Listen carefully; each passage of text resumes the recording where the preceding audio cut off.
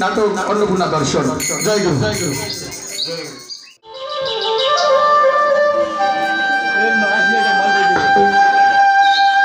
নলিনীকান্ত কাশীতে যাওয়ার জন্য রওনা দিল অন্নপূর্ণা মায়ের দর্শনের জন্য। হেঁটে হেঁটে গিয়ে এক গাছতলায় বসলেন।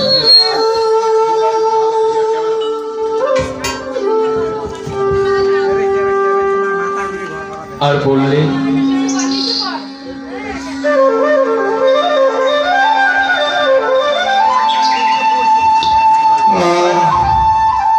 কাশিতে এলাম, এত দূরের পথ হেঁটে হেঁটে শরীরটা খুব ক্লান্ত হয়ে গেছে।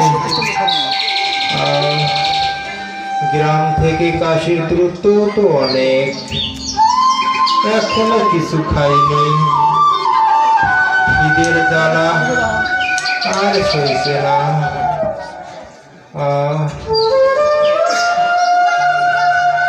এখানে একটু এখন আমি বিশ্রাম নেই, কিন্তু খিদের জ্বালাতে তো আর পাচ্ছি না।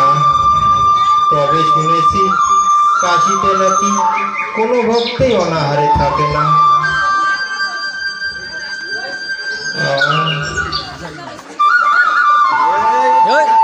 সন্ধ্যাও হয়ে এলো,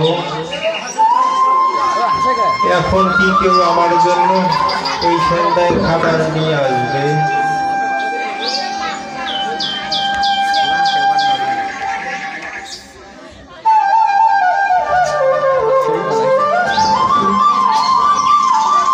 বাবা, হ্যাঁ বলুন। আমি গঙ্গায় যাব একটু স্নান করতে। বাবা, আমার এই কুটুমিটা রাখলে একটু ভালো হতো বাবা। আচ্ছা, দিতে যখন চাও দাও, এখানে রেখে যাও। আচ্ছা বাবা, নেন বাবা। তাহলে আমি আসি বাবা। আচ্ছা ঠিক আছে।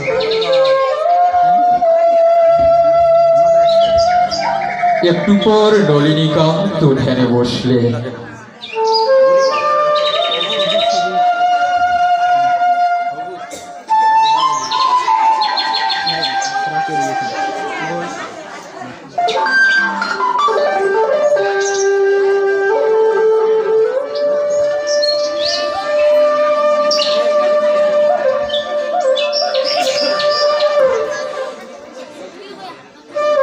কিছুক্ষণ পর চোখ খুলে দেখতে পায় বৃদ্ধা সেখানে এখনো আসেনি।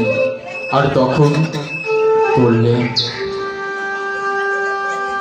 এ কি, অনেক সময় তো হয়ে গেল, বৃদ্ধা এখনো এলো না।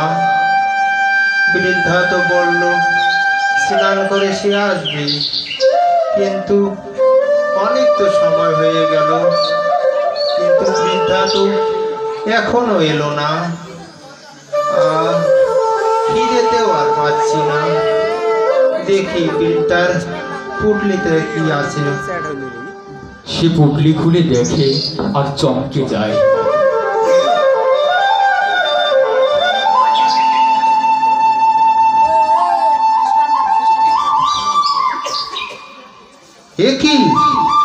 একই দেখছি আমি। হ্যাঁ, এ তো বর্ধমানের সীতাভোগ। বৃদ্ধা পেল কোথা থেকে? এই বর্ধমানের সীতাভোগ বৃদ্ধার কাছে তো থাকার কথা না। তবে বৃদ্ধায় কি অন্নপূর্ণা মা? আমি তাহলে কি মাকে চিনতে পারিনি?